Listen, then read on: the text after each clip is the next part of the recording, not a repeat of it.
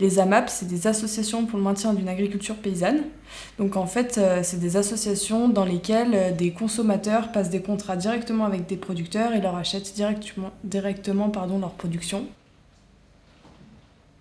Ce qu'on trouve dans un panier d'AMAP, c'est donc des produits de saison, évidemment, et puis ce sera des produits locaux, donc ça, parce que c'est cultivé à côté de chez vous, en fait, par le paysan du coin. Il n'y aura pas de tomates dans votre panier en hiver parce que un paysan en agriculture paysanne, il va pas avoir des serres chauffées dans lesquelles il fait pousser ses tomates, parce que ça consomme beaucoup d'énergie, parce que du coup ça va à l'encontre aussi de la saisonnalité.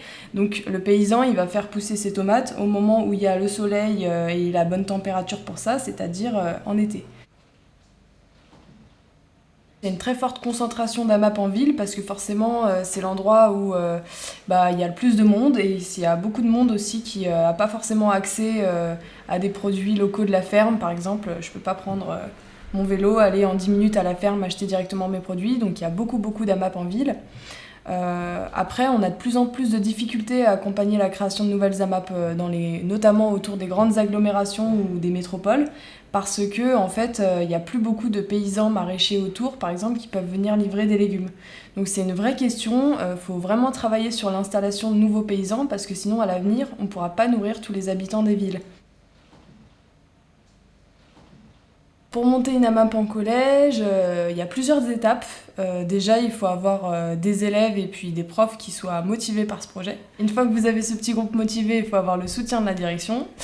Et puis après, en fait, faut trouver des paysans qui soient d'accord pour venir livrer votre future AMAP.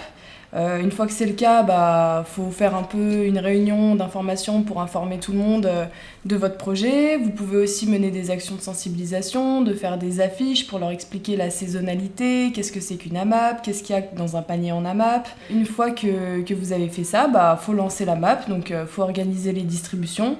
Donc le paysan, il va arriver chaque semaine avec son camion et ses cagettes, et puis il faudra l'aider à décharger, faire la permanence de livraison, donc distribuer toutes ces cagettes en panier, et puis chacun viendra chercher son panier, et puis il repart, et vous l'aidez à recharger ses cagettes, et puis voilà. Alors, n'importe qui peut être AMAPien. Donc AMAPien, c'est le nom qu'on donne aux consommateurs qui sont dans les AMAP.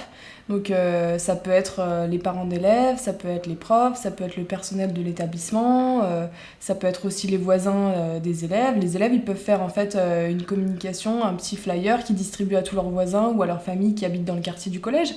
Comme ça, il y a plein de gens qui peuvent venir chercher leur panier à la MAP. Et donc, vous pouvez vous faire accompagner par des associations, donc comme le réseau Marguerite avec lequel on travaille en ce moment, pour accompagner la création d'AMAP dans les collèges.